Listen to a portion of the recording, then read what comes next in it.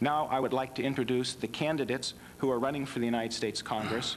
First, for the 5th District, Tian Harter, Gordon D. Moores, Chris Rufer, Bob S. Dinmore. And the candidates who are present and running for District 11, Richard Pombo and Patricia Garamendi. Now I would like to also introduce the panelists for this morning's forum. First, Don Andrews from KFBK, Michelle McCormick from the League of Women Voters of Sacramento, and J.P. Tremblay from the Sacramento Union. Thank you very much, candidates and panelists, for being with us this morning. Now we are ready to begin. First, the opening statements. The first opening statement goes to Tian Harter. Hi, I'm running on a platform of personal responsibility because I think as a country our problems are so big and so deep that the only way we're ever going to solve them is for each and every one of us to take a personal responsibility for being part of the solution. To show you what I mean by that, just consider the way we use oil. Every year we import more of it from other countries. Every year, it's a bigger part of our trade deficit. And every year, the talk among scientists about how global warming from burning this stuff is going to cause climate change bothers me more, because every year, the drought goes on for another year.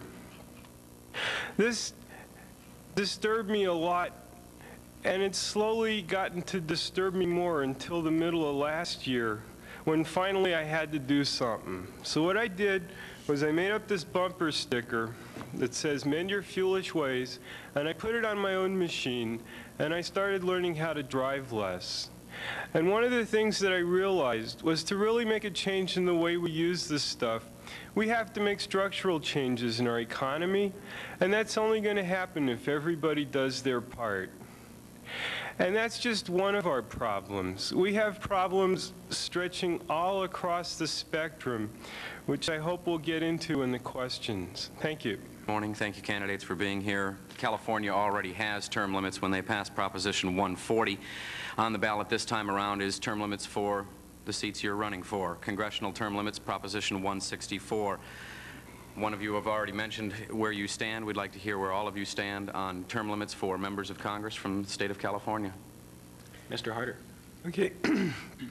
Well, when I think of term limits, I think of the general apathy that we have in this country, because a political system to work, it has to have citizen involvement.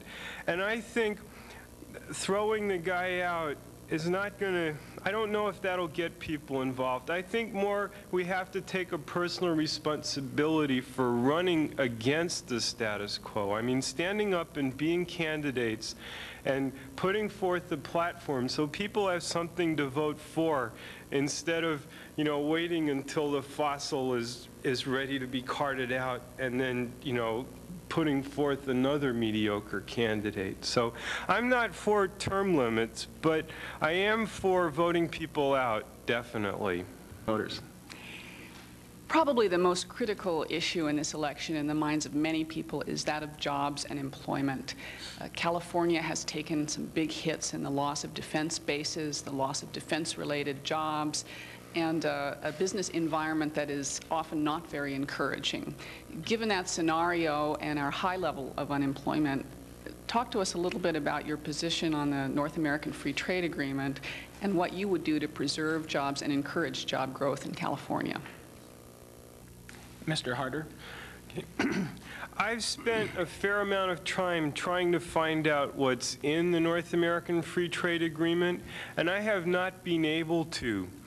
If there was a model for passing a treaty that I could support, it would be the way the French dealt with the Maastricht Treaty. I mean, they had a national debate about it before they signed it, not after they signed it, when they felt the jobs going away.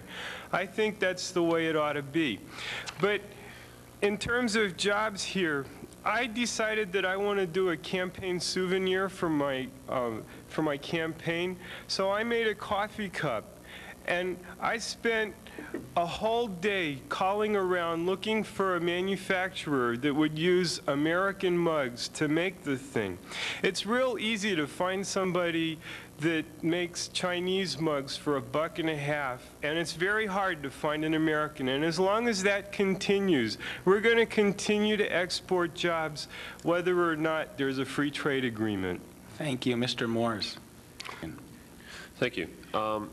One of the biggest issues in the presidential elections and in most of the elections dealing with congressional members is the growing federal deficit. There have been a lot of ideas bantered around, but specifically I'm interested in what you would do, or whether or not if you support ideas such as the line item veto for the president, a balanced budget amendment for the Constitution, and just if you could expand a little bit, I don't know if you have enough time, but what is your primary idea on reducing the deficit initially? Thank you. Mr. Harter.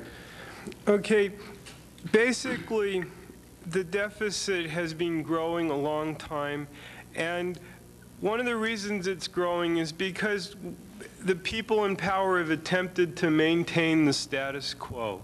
I firmly believe that as a country, we need to take our medicine. And to me, what that means is we have to start doing things like means testing entitlements. We need to cut the military budget. We need to bring the soldiers that are staged overseas home so that they will be spending their money in our economy instead of spending it in someone else's, which will at least send the dollars around again. And we need to raise gasoline taxes. These are the kind of things that will make a difference, and these are the kinds of things that will bring about a better future. One of the items that may not impact the deficit as much as some of the things you've just been discussing, but yet voters seem to think is very important, judging from the polls as well as the general sense out there, is that Congress members and Senate members get too many free items. For instance, free ambulance rides, free gymnasiums, free postage. You name it, it's free. So it seems in Washington, D.C. Will you go on record today as stating that you will not accept any of the free perks from the U.S. Congress or U.S. Senate? Harter. I think one of the problems we have is the very complexity of federal law. It doesn't need to be that complex. I mean, a lot of the complexity just hides the problem so it can fester. I think that in terms of perks, I don't need them. The salary of a congressman is so huge compared to anything I've ever earned that I could live very well just on that. But some of the things like free flights back to your district, if it was up to me, the congressman would be getting his input from his constituents from town hall meetings in the district, not from letter writing campaigns by special interest groups. And that would knock a lot of the staffing problem out and make the system a lot more efficient and representative.